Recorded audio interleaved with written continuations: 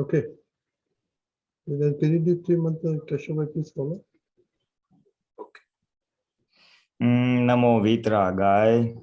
Namo Vitragay. Namo Arihantanam. Namo Arihantanam. Namo Siddhanam. Namo Siddhanam. Namo Ayariyanam. Namo Ayariyanam. Namo Vazzayanam. Namo Vazzayanam. Namo Loe Sauva Sahunam. Namo Loe Sava Sahunam. Eso Panchanamukaro. Eso Panchanamukaro. Savapavapanasano. Savapavapanasano. Manglanancha Savesim. Mangalanam cha Savesim. Padamam Havai Mangalam. Paramam Havai Mangalam. Om Namo Bhagavate Vasudevaya. Om Namo Bhagavate Vasudevaya. Om Namah Shivaya. Om Namah Shivaya. Jai Satchidanand. Jai Satchidanand.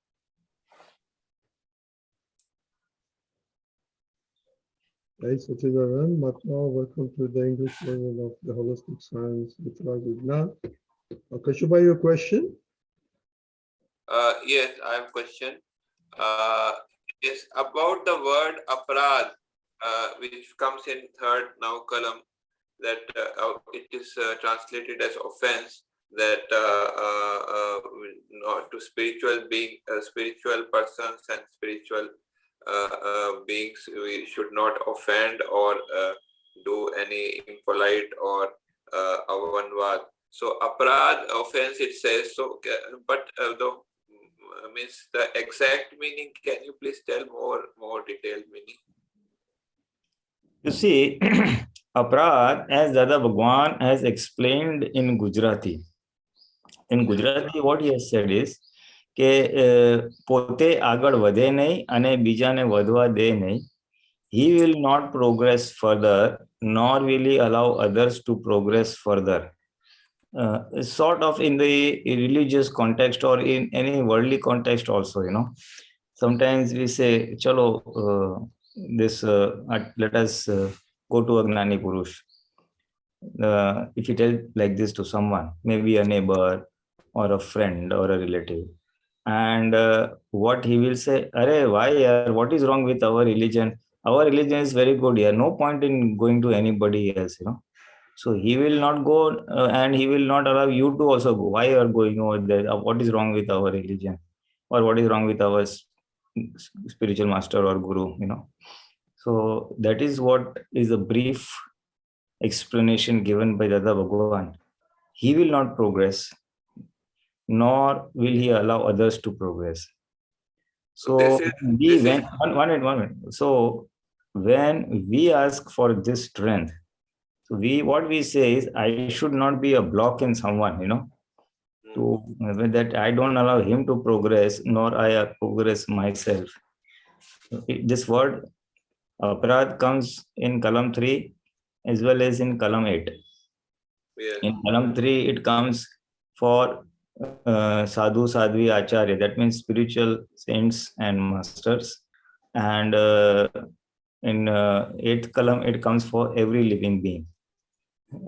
So, koi पण देधारी जीवात्मा no. So, with everybody, with spiritual masters as well as with living beings, you know, we should not be a hindrance to them. That's this thing. So this is not how different it is from Antrai. Antrai, you stop. You totally block. Okay. Antrai means, you know, if someone is donating money to a charitable house and then you say, don't do it there, all the money gets chewed up. It's all frittled away. It goes in the wrong hands. And so that follow block. Example which you gave fits also in Antrai context, right? No, there you see in Antrai what happens is, when the person to whom you are talking, he follows your advice, then it causes Antrai.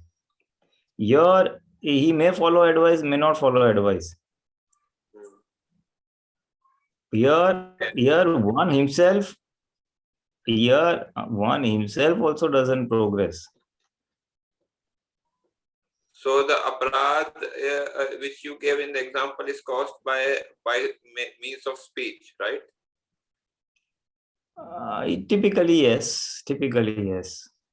So in this example which you gave, it is called by it is caused done by speech, by means of speech. Huh. And in other cases it can be by by mind or by body also. Other means in Antrai? In other instances, the Apradh can be done by a means of mind and by body also, the Apradh. Yes. In all. Okay. And this one you gave example of Apradh done in the case of religion. So same Apradh for persons, how it is done, example, if it is going to be good if you can give. Well, in any means, it can be a relative context also. Vyavhar. In any worldly matters, if someone wants to progress, we say, if someone wants to start a business, for example, he says, what's wrong with your job, your good salary and all that. He is a salaried man, doesn't allow others to take a business decision. So this is the very severe of means negative thing which is done, Apradh. Severe depends on the intensity of this thing, insistence and what it on what for what he is doing it, for what reason. Avarnavad, Apradh, and Avinay. Avinay means disrespect, where you should be polite, not even respect, politeness. Vinay means politeness, and not being polite is Avinay, impolite. You see? So the Avinay, Apradh, don't allow others to progress, and Avarnavad means not to say as it is, just talk the negatives and not talk about the positive qualities of a person. One-sided, Varnavad means to describe as it is. Avarnavad means not to describe as it is. That means we only criticize and not give a balanced view that in this aspect, this person has these good qualities, and in this aspect, he has these shortcomings. So, if you say both, then that is balanced, and that is not Avarnavad. So we come to know we have done Apradh when we are kind of not allowing others to proceed further, and we don't know about that, we don't proceed in that, we don't do anything about that, but we are not allowing others to proceed in that particular activity. That is, we are doing Apradh. Is it correct? Thank you very much. Yes, Sachin. Thanks, Satchidanand. Shutulben? Hi, Jai Satchidanand. Jai Satchidanand, Pulinanandji. Yes, Pulinanandji, I wanted to know if in this situation, if I'm handling this right or if I'm mistaken. So it's related to the second Kalam. My son Keval. So, okay, first let me say, we do the English junior satsang for the kids his age on Sunday mornings. It happens to be right now in fall and winter, it happens to be at like 6 o'clock, 6:15 our time. So it's too early for him to attend. He likes to sleep in on weekends. And so that's fine. I said, okay, fine. You don't have to attend during fall and winter, but now in March, we'll be changing time again and it'll be at 7:15 our time. So I said, you can start attending, but he's like, no, I don't want to wake up at 7 o'clock on Sunday morning to attend. And so we were having this argument, and at the end of it, I just got frustrated and I said, fine, if sleep is more important to you than satsang, then be that way. Like I said it in a very hurtful way like that. And then it ended. And then a few hours later, that morning I had heard about Second Kalam, and I said, okay, well, if his point of view is that he doesn't want to wake up early in the morning, it's his weekend and he wants to sleep in. So I said, okay, well, I should try to accept that and work with it and, adjust to that and see what we can do, bring a solution together. So I said, I talked to him again, and I said, at first, I'm sorry I said that very rudely, that you're not, satsang, sleep is more important to you than satsang and things like that. And then I said, okay, I understand that you want to sleep in on weekends, but maybe we can find another satsang time that works for you. It's during the day. And he kind of lit up, like he got happy, like, oh yeah, I want to attend satsang, I just don't want to wake up. So now I'm thinking, how do I find the time, right? But anyway, I thought, okay, maybe he can just attend the India 9 p.m. kids satsang, which is like 8:30. It'll be 8:30 our time, 7:30 right now, but later it'll be 8:30. And it's in Hindi, but he won't understand, probably he won't, but I can sit with him and at least kind of just tell him what's going on. So am I handling this right? Or am I just, I don't know what I'm doing. I'm little having doubts, like, am I doing this right?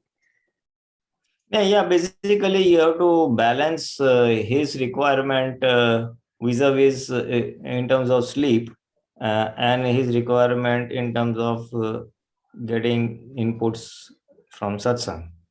So one way is to see to it that if he feels comfortable, I can think of only one solution. That same satsang, you can sit with him and watch it afterwards. He may not participate, but the recording, if he watches, and some inputs the other kids have given, or Nibai or Deepak Anand have shared, then ask him and see whether 1 or 2 points he can assimilate or put into practice or reflect upon, Okay. So that this particular satsang, being in English, he'll connect better, and he'll have more interest. So watch the recording to begin with. If it really interests and say, this is not right, it should be like this, why is it like this, then tell him, why don't you ask that question next time? So that is his motivation. Then he will be motivated to join that satsang online. Okay. So that is one solution. Hindi, you can try, see if you can make it interesting for him. That is, he understands and then he catches on. If he understands well, fine. Otherwise, chhod do. Don't insist. No point in insisting. You see, these kids, you cannot force your way. Because they are young, they will bow down, but it will bounce back very badly. That's what's happening. He's now 10 years old, so he's beginning to like resist more and say no. Before he would just go along, but now it's not. It's it will happen. Shifting. It is going to happen. Earlier, their intellect and ego were subdued. Now it's going to grow and grow more and more. As he becomes teenage, he will not even listen. He will listen very less and less. He will have his own agenda of likes, dislikes, what he wants to do, what he doesn't want to do. Then you are, telling him or guiding him, or do this, do that, will also reduced. Then it will be up to him like a friend. This is good food. Do you think this is good? This, that, and all that stuff. So all you can do is tell him what is good, what is bad. In terms of giving him right sanskar, this is helpful, this is not helpful, this is good, this is bad. That's all. And once he is understood those will remain as a program for him lifelong. Then he will not, then any kusang, bad company will not have any influence on him, because he knows what is right and what is wrong. In terms of eating, sleeping, talking, studying, whatever. Right. So, but that is all. And this is the limited time you have. After that, you will have to take into account his viewpoints also. So you have to keep on showing him the advantages of this, keep on cajoling to him, and then leave it at that. So one is this satsang, one is the science satsang, and most important is your bhavna, your inner intent that may he prosper in life, may he get the right understanding, kalyan thao and sanskar prapt thao. But that's all. Your desire as a mother will go into nature and fructify. to the extent his punya will permit. Mm. Mothers want to do many things, but that the child must also have brought, na? Right. His Vyavasthit will also be playing a part. But you have still time, 10 years old ho gaya hai, so 10 till next 2, 3, 1 or 2 years he will be able to, he's amenable. Then gradually he will not be amenable. Right. Then whatever you do say will make an impact. And then you have to just schedule him, put him in right company, he understands the right things, and then see how it flows. See how it flows. Right. Right. See, Yeah. attending satsang per se is one thing, but what is it? What is it that they are learning? What are the take homes? What is it that is imbibing into them? You know, even if there's few points, if they are well imbibed in him, that day satsang we must pray to. You know, somebody said, I'm giving a very old story which I had heard in this, that inner Dada Bhagwan is watching. And there was a story there. So that thing, many kids just hooked onto it, you know. Yeah. So something like that, to see what points he hooks onto. That is the sanskar, and that will be lifelong as a guiding line for him, what to do and what not. I mean, right now I feel like he wants to understand Dada Bhagwan's science, and he will do his prayers every morning. And I know he will do Pratikraman if he hurts somebody, or especially parents and things like that. But for me, like satsang is very important. You kind of put everything aside and you attend satsang when the satsang time is there. But that's not his point of view. That is true, na? It will not be there, na? He does not have so many pain points that you are experiencing. Right. And so you are desperately seeking solutions through satsang. Yes. That type of need is not there at all for him. He wants just happiness, joy, and some nice information, inputs, you know. This is all knowledge gathering phase. They are very curious. What is this? What is that? They keep learning. So he has to be surrounded by good knowledge and information and do's and don'ts type of thing. Bas. He will pick and choose. Okay. Right. And you have to just to pray to him and his Shuddhatma Bhagwan and Dada Bhagwan. Let his well-being take place. Kalyan Thao. Right. But that is all you know, and for you must take it as your file. You started with the question, I don't know whether I'm doing right. So as far as Keval is concerned, in terms of Dada Bhagwan's knowledge, it is your file, and your intent will be do Sambhava Nikal for him. Square up amicably settle the account you have brought with him. To the extent your mind is in your control. To the extent you are in Sanyam, Krodman Maya Log, you know, to the extent your Jagrati, to the extent whatever you are in, all that will rub into him indirectly. He sees you doing prayers, sees you doing arti, sees you doing prayers before eating, whatever he sees you, all that he will imbibe without saying a word. Plus, so now the learning phase will be that, and then as he grows, as you said, he will need logic and reasoning behind everything of Dada Bhagwan. Right. So then your duty will be to give those type of inputs to the extent possible, to the best possible extent you understood it. So then that is the inputs or value addition to him in terms of his growth. So only one thing is sitting or asking him to sit in the satsang. When that is not working out, then post satsang or off time, this is the things that will work.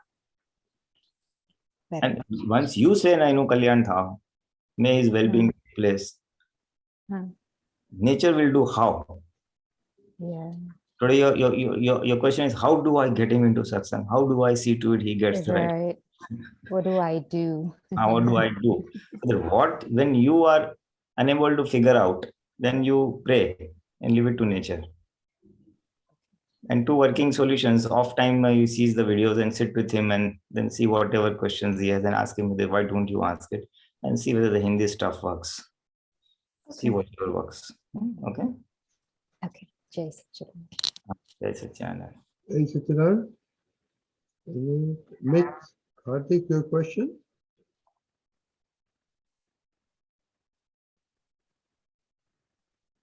Okay, if there's no question, then Pulinanandji, just a minute.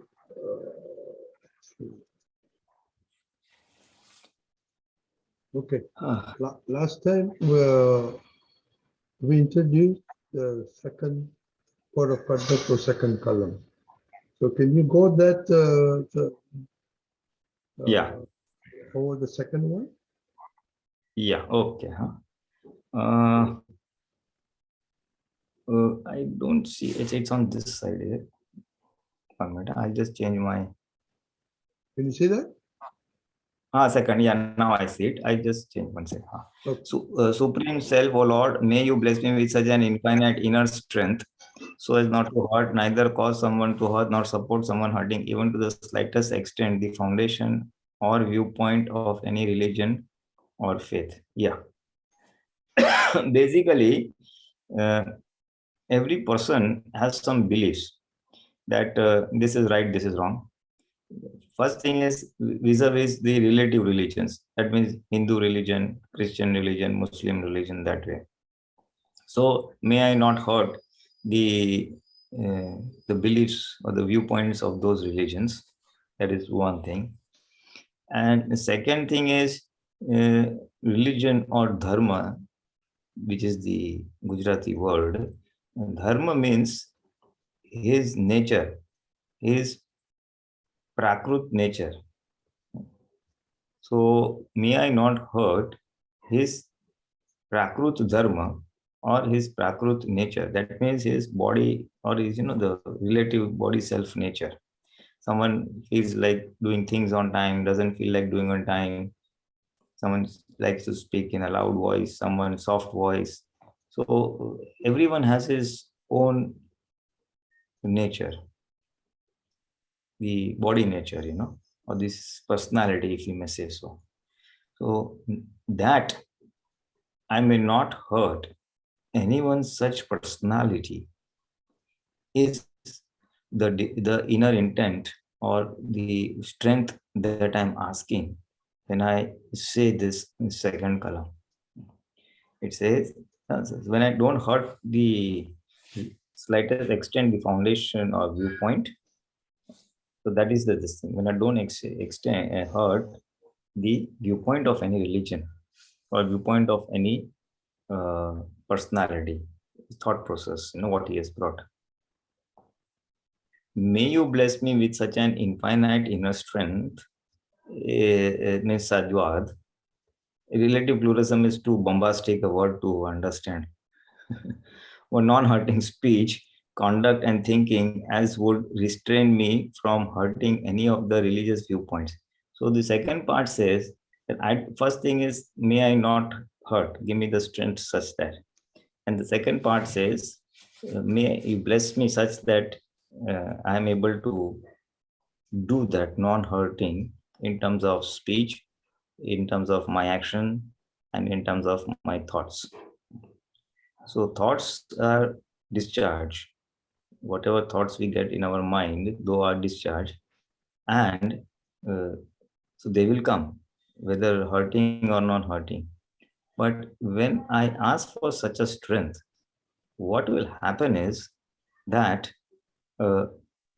moment there is a thought which is against this kalam, something which will hurt someone's viewpoint, I will immediately say, oh, wrong, sorry, within. And I will do a cross or reverse my opinion or even do Pratikraman. That is, I disassociate, or rather I would say I disagree with the thought which had erupted in my mind, which was hurting someone's viewpoint or faith. So immediately I will withdraw and say, sorry, this is not right, I'm sorry. And then you will counter it with something which is non-hurting or Yes. So at the thought process, at the mind level, mind, body, and speech, this is the way asking the strength for this kalam. By asking the strength of this kalam, we will be able to uh, uh, put this into this thing in our Purusharth. Same thing will happen with speech and actions. You may, by asking these strengths of the now columns, not only the second but all the columns, what we are doing is we are enhancing today's viewpoint.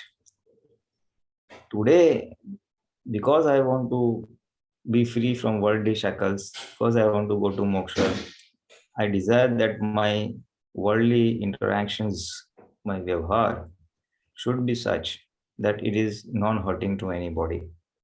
The ego, the viewpoint, and many other, the remaining other columns. That is today's viewpoint or today's understanding that I've got from a Gnani Purush.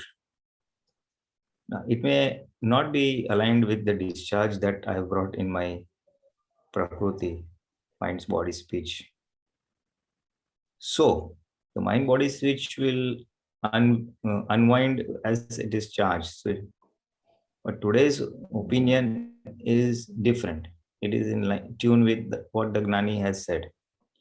To follow that, I have to reinforce my today's understanding or my today's opinion. For that reinforcement, so that I am alert during my worldly interactions, I ask for this strength. Typically, that I said, do it 3 times a day, preferably morning, afternoon, so that it serves as a constant reminder. The more I do of this, the more will my awareness, this will remain, it will be bombarding me, it will be a self-reminder, hammering me, so that it remains in my Jagrati, or I'm alert to it. This alertness will help me during my worldly interactions. In the sense, when the worldly interactions are in contrast or against this columns, I will be extremely alert. Oh, mistake, or something is wrong. And then a corrective action will follow. So the purpose of asking these strengths is we enhance today's understanding and bring it to such a high level that it has the same intensity of the discharge mind body speech that I've brought, so that the data to balance out, and the net result is more like in tune with the no column.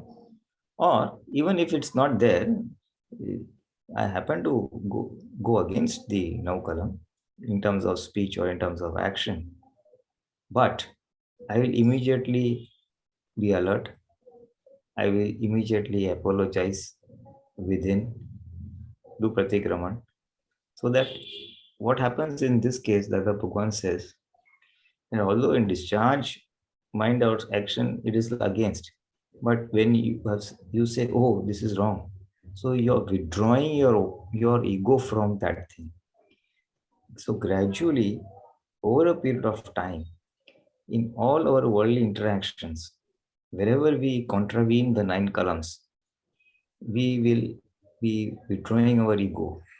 Oh, this is not wrong, I don't agree. This is not wrong, I don't agree. This is not right. And this is not right, I don't agree.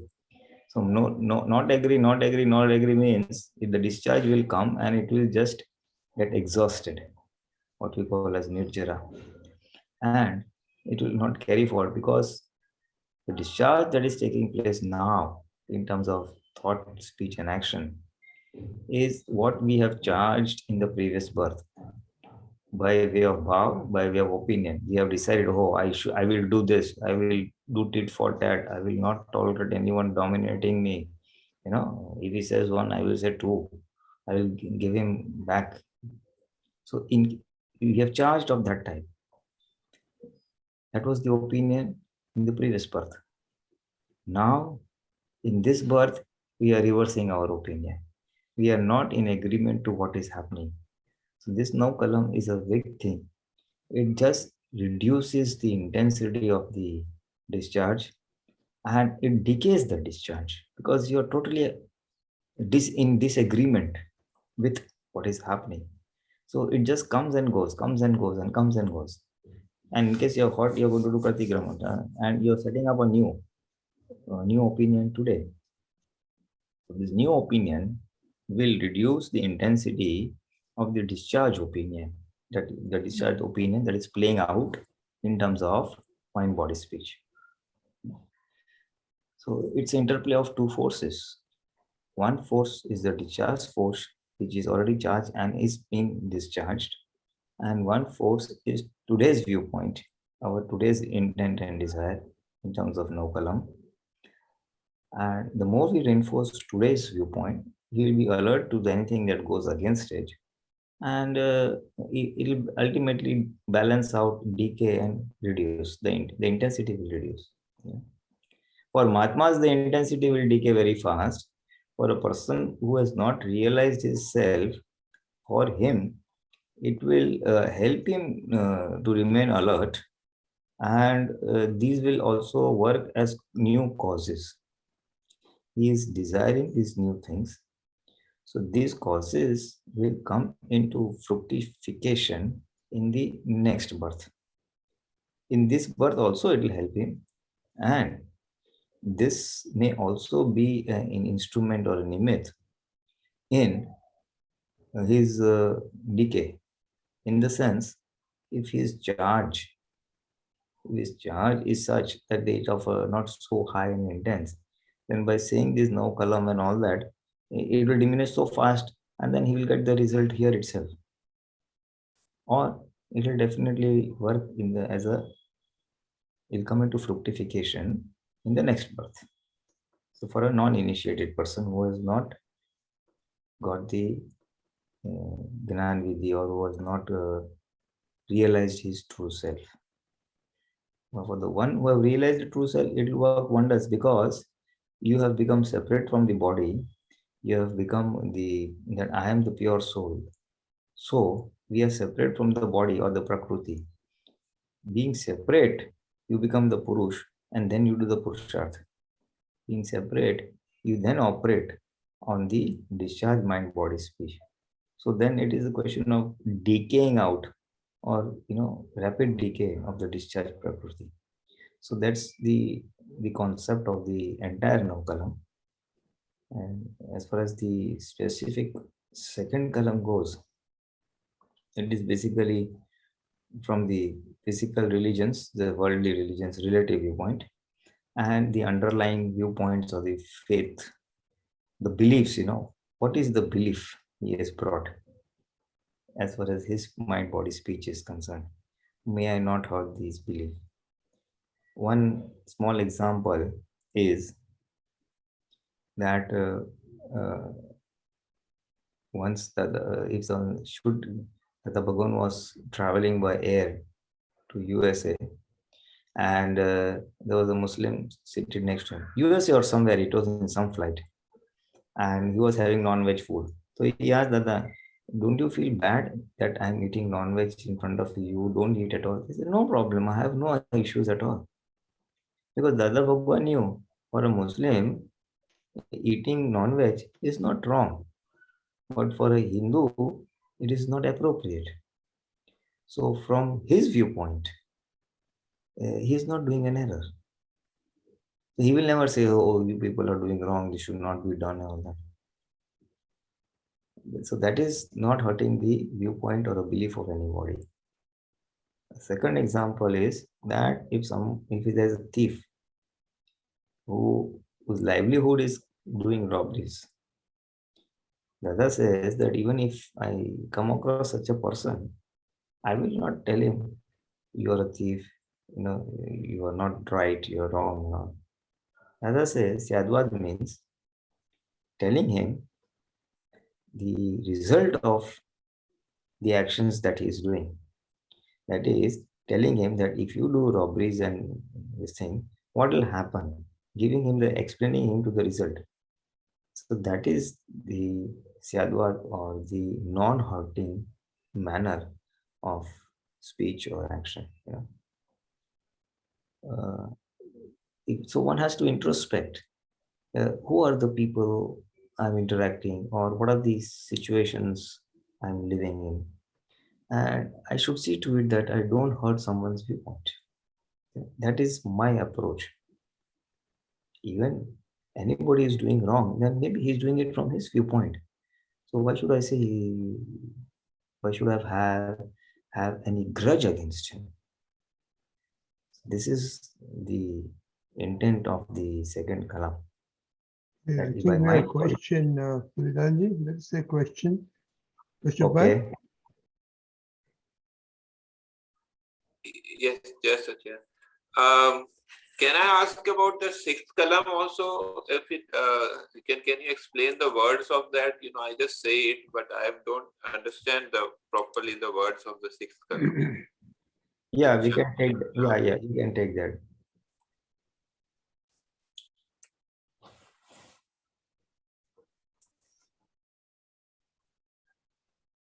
You are trying that, no, Rajni bhai?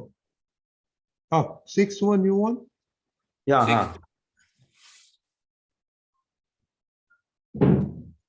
Okay. May you bless me with infinite strength as to restrain me from having false desires, gestures, or thoughts of perverted sensuality or passion towards any gender, male, female, or neutral. See, the Gujarati કોઈ પણ દેદારી જીવાત્મા પ્રત્યે સ્ત્રી પુરુષ અગરના પોષણ, that you can understand whether it's a male, female, or a neutral. So, ગમે તે કિંચિત માત્ર પણ વિષય વિકાર સંબંધી દોષો, no types of errors vis-a-vis vis-a-vis perverted sensuality or passion. That is one. Not a single type of mistake or error related to sex. That is in simple line. Then it is expanded further. What types of errors or mistakes can occur? Ichao. Ichao in the sense of desire. Desire to have this which is not your own. That is, if the person is married and has a lawfully wedded husband or wife, then having sex with him or her is fine. But having the desire to have with other than that, that is first thing as far as desire. What is Ichha in general? What does it mean? Ichha and Vichar, a bit difference between Ichha and Vichar is a little bit confusing always. No, you get the vichar that comes, the thought that comes, you get, and the ego gets engrossed into it, you accept it, that is called Ichha. When we get engrossed in something, that is called Ichha. The discharge thought that comes, and then you say, yes, I want it. Means I have a desire of, say, for example, a car, and I have a desire, I have a thought of of having a car. So what is the difference? If the thought comes and goes, it is fine. Then you have just allowed it to pass away. But you agree to it. You get engrossed into it. Yes. So then that is the desire. What do you want to say? Desire? Desire is a simple thing. Normal desires, yeah. You desire to have nice food, desire to go out for somewhere outing, desire to go on a vacation, desire to buy this, buy that. Don't we have so many desires? It falls in that same category. Desire. Okay. And the chesta? Chesta means all physical actions of any type. Dada simply showed one whose photograph can be taken, all activities whose photographs can be taken fall in chesta or gestures. So it can be the physical act, it can be just a touching, it can be anything which, in the physical things. So may I not... only mental on the mental. Vichar is at the thought level. So this is just elaboration of the types of mistake one would be making in terms of desire, in terms of gestures or physical this thing, or thoughts. Thoughts means I don't even want such thoughts to come, or I totally disagree thoughts. So we have to be aware of what what we are doing wrong, so we have to be aware, then only it can be washed away. Is it like that? The exactness. Awareness though is always there. No? We are asking for this strength. We are already aware. We know I'm making such mistakes, or maybe making, I cannot say making, maybe making such mistakes. So by asking for this strength, we are saying that I don't want this. I'm not in agreement with what is happening. And what I want, that I want the supreme strength to remain free of all these passionate attitudes forever. Means one situation we are aware that we are making some mistake, and another situation we are pointing that this is the exact mistake which we are making. So what is the benefit of that? What is the difference between that? Why, how? Please explain. No, when we make a specific mistake, so we are aware, and then we have to just if the mistake is committed, then you have to do Pratikraman. So and you have to work it out. When we do specific Pratikraman, that is giving more result. Is it like that? Pratikraman will be required where Atikraman is done. Yes. So that is to erase out the error or the mistake. No, what I'm asking is, when we are aware of the specific mistake, when we done the Pratikraman also is done specific against that specific mistake, so that will result in better results of washing away the mistake. Yes, definitely. To the extent we can be specific, yes. Otherwise, at the gross level, if you know that I have done these mistakes, so then that way. If we are not aware of the specificity, we do at the gross level. At the gross level, that for the last half an hour, I had these type of thoughts. Maybe if you're not able to recall the thoughts. Or I did this type of mistake. So then at the gross level, or then a specific level, whatever way, if you do this, it will get erased. If you do the Pratikraman, it will get erased. Okay. Yes. Okay. There's no questions. I have a question, Pulinanandji. Earlier on column 2, when we were talking about the second code of conduct, he said there's a force of thoughts or action coming from the past. Now we have the new viewpoints. So are we trying to change the force that came through, or are we just going to the rationalization of what should be done or not done? See, thoughts will come, but today's thoughts that come to us today is the result of the opinions we had formed in the previous birth. Correct. So that was the cause, and this is the effect. Now today I'm reversing the opinion that I'm in disagreement with the existing thoughts. So basically we are cancelling our previous opinions of whatever happiness we have felt that this is right, or I'll be happy if I do this. Today I'm reversing my opinion basically. So in that, what is happening is, if I reverse my opinion today, it will enhance my Jagrati to a very high level. And whenever the discharge plays out, which is not in tune with the Kalam, then I will be immediately alert, and I will just, it will sort of stop me in my tracks. It just put a brakes. Oh, this is wrong. And it will lead to that. Dada used to say, today's Purusharth will reduce the intensity of the previous Gnan, previous opinions that we have brought. So it is a very useful tool, It will enhance the, but if I today hammer and tongs ask any of the Kalam or all the Kalams, what is going to happen is that it will enhance my Jagrati to such a large extent that whenever any thought or thing that happens, speech or action in violation with those things, it will immediately say this is wrong. And it will put a brakes on the discharge. Number 2, which is more important. When I ask for this strength of, say, second kalam, first kalam, that give me the strength for Syadvad, Vani, Vartan and Mana. What will happen is, my speech is not like that. My thought is not like that. But I'm asking for that Syadvad. So how to bring about that Syadvad? What is the understanding, right understanding, by which I will not be in a position to hurt the other person's relative viewpoint, is what will then come to me. It will remove what we call as darshan avran, the covering from my understanding capacity.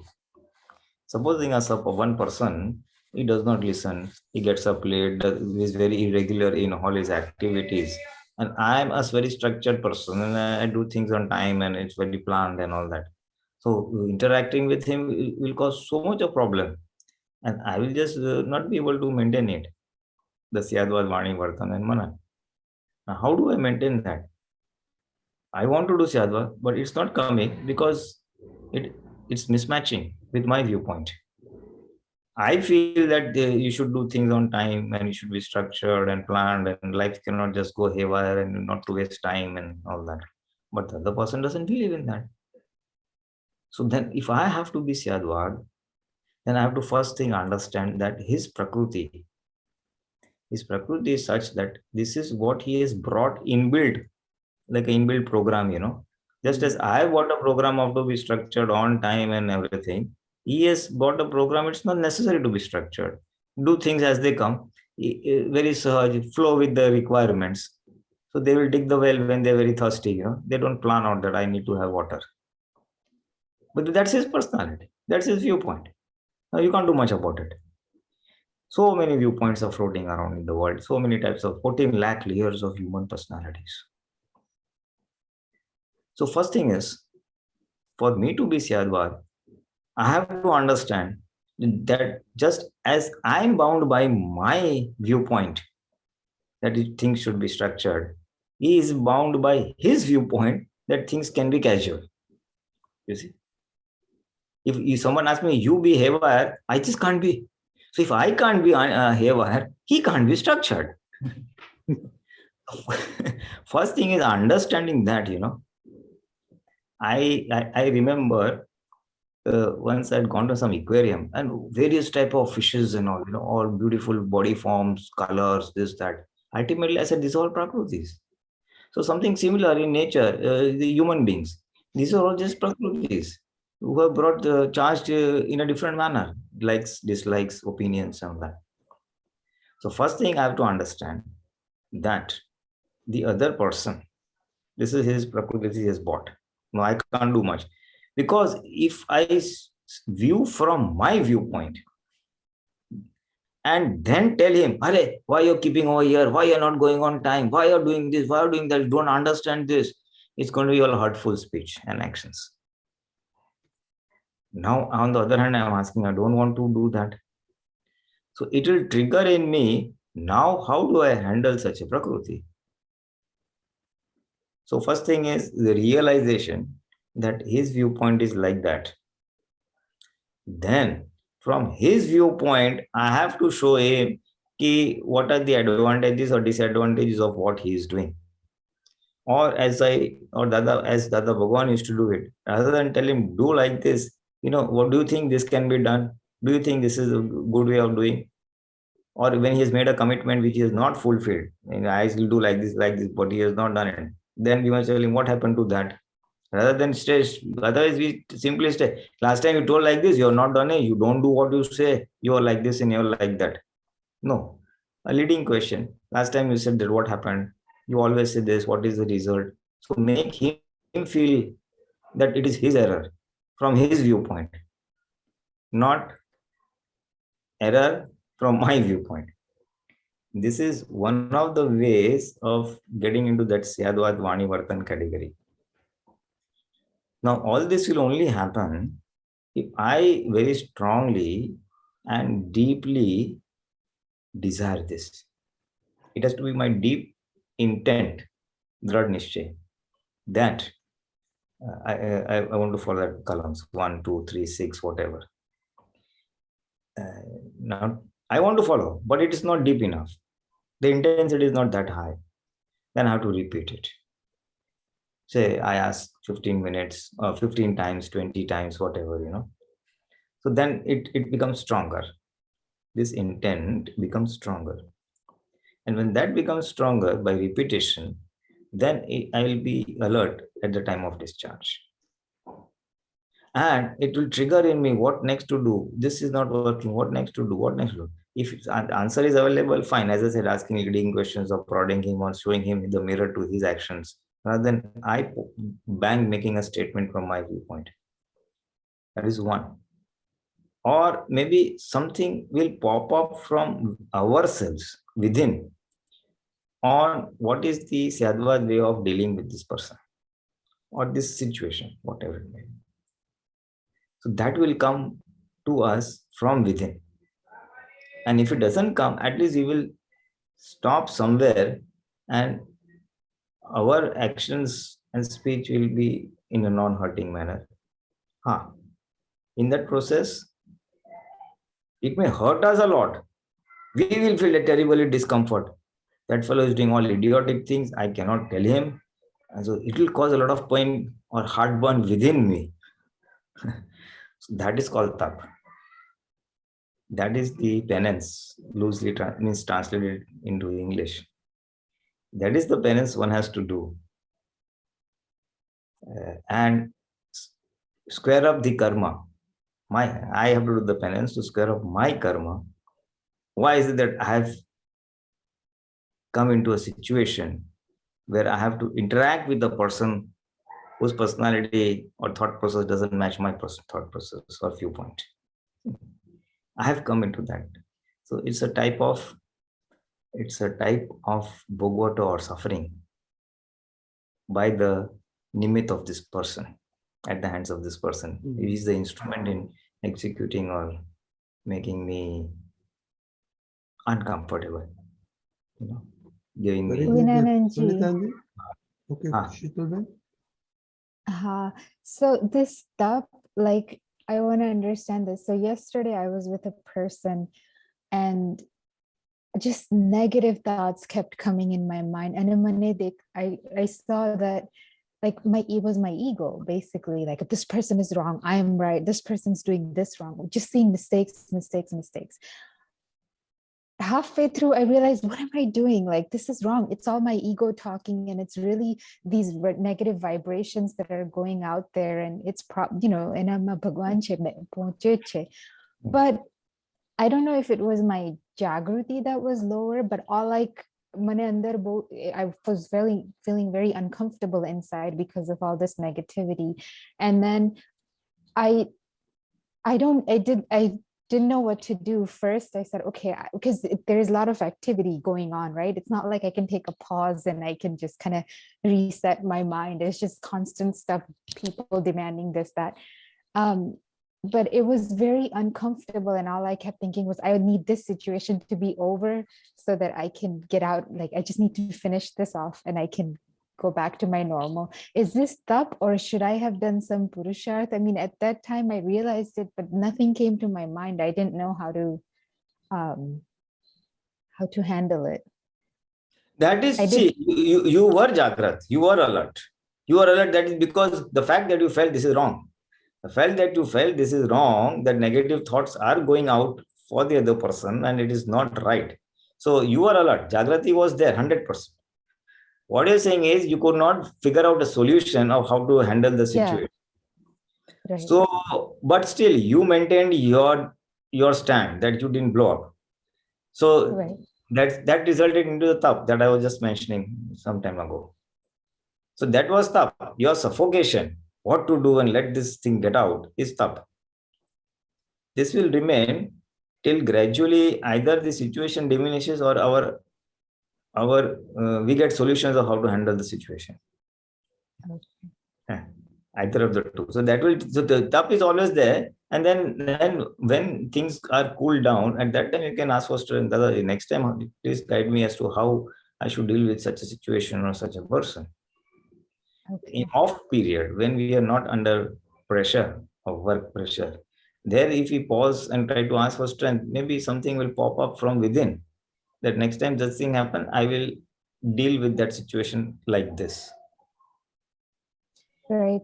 But, I felt like it was all going on inside me. Outside, I was normal. Nobody noticed anything. But I felt for myself that I wasn't normal or easygoing. I was tense inside and I wasn't warm and loving toward this person. It was more like. So one of the solutions is, I don't know, it will depend on case to case basis, but one of the solutions I have found is that if we don't agree or like the behavior, the attitude of some person, the way he's talking, behaving, or doing his work, it is the negative aspect of his personality or behavior which is causing anguish to us. The answer is also look at his positive qualities or attributes. Oh, he's good in this, this. Some things he'll have some good qualities, na? So Yeah. if you in the off time, when we are not in heavy duty interaction, if we are able to focus on his positive attributes, oh, he's good at this, he's good at this, he's good at this. So what will happen? It will counterbalance or erase the negative, the effect of his negative behaviors. No behavior is negative. It is not in agreement with our viewpoint. That's all. It's not in consonance with our viewpoint.